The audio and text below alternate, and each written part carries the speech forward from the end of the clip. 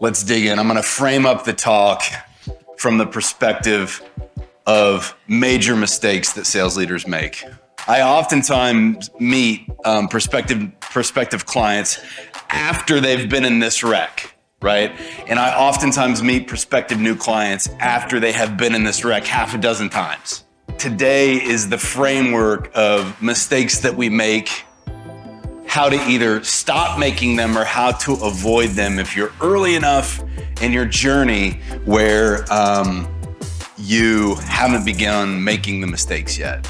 Remember, if what you're doing is working and working really well, please don't try to implement any of my ideas, right?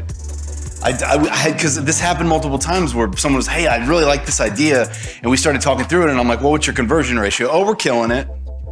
It's like, oh, well, please don't break it just to like do something that you thought I said that was cool, right? Don't break the thing that you're doing. But the other side of that coin is be honest and have intellectual humility about what you're doing that's not working. Businesses are performing today exactly how they're designed, okay? So if you have low conversion rates, your business was designed to convert poorly.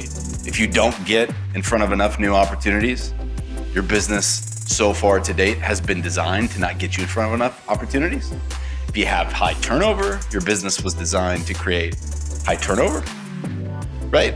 And it seems that everybody in this room is willing to go, yep, that makes sense, right? I buy that. When we're failing, it's on me. One thing that high achieving and high performing entrepreneurs, CEOs, presidents, attorneys, whatever you do, struggle with. And it's interesting because it's like a feature of being a high performer is that we expect the people that we hire to be like us, right? We expect them to be like us. And oftentimes somebody who takes a ton of responsibility for everything in their business struggles taking responsibility for the performance of their people because we just don't get it. We're like, what the hell's wrong with you? Why don't you do the thing, right? Do the thing right or stop doing the thing wrong. Like you don't get it because you're not the kind of person who would go to work and do the thing wrong a bunch of times in a row, right? Fair enough? So the strongest entrepreneurs that I've had the pleasure of working with often struggle accepting responsibility for their people. How do we measure if we're a good coach? Anyone know or anyone have any theory or idea? Go ahead. If you have a metric, you'll say you want to have sales double. Yeah. If you're a good coach, then you're going to be on that trend line to at least see the sales increase within the time frame you want to that doubling level. Fair enough. Here's my pushback. There are a couple of different ways that sales could double. You could double the amount of leads. The leads could become higher quality. The market could shift, right? So don't get me wrong. If your salesperson's doubled, and you are coaching them, you deserve some credit. And you're probably doing some things right. There's a little tighter way to define coaching. After every conversation that they have with you from a coaching standpoint, do they get incrementally better at selling? And second criteria, does it stick? Does it stick? If you have a hiring process that you're killing it, don't steal mine. If you're not killing it, steal mine. If you don't know what you're doing, steal mine. This is the ideal hiring process. Now, if we get through this role play interview and we're not quite sure yet, can we build in another step before we make sure they're a culture fit? We can. We don't have to stick to this, right? But if we're starting from nothing, let's go ahead and use this process because I could have two great looking candidates.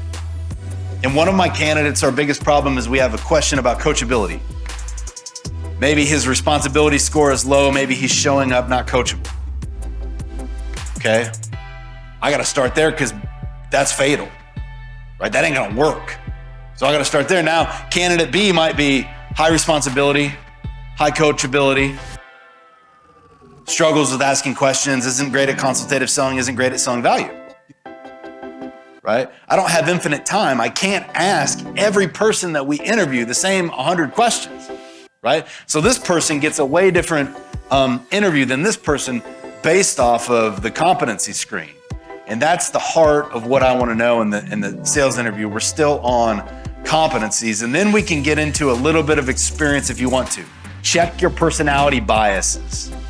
We are all biased to hiring people like us, right? We are all biased to hiring people like us. We want somebody who mirrors us on DISC personality. We want somebody who has a similar pace to us.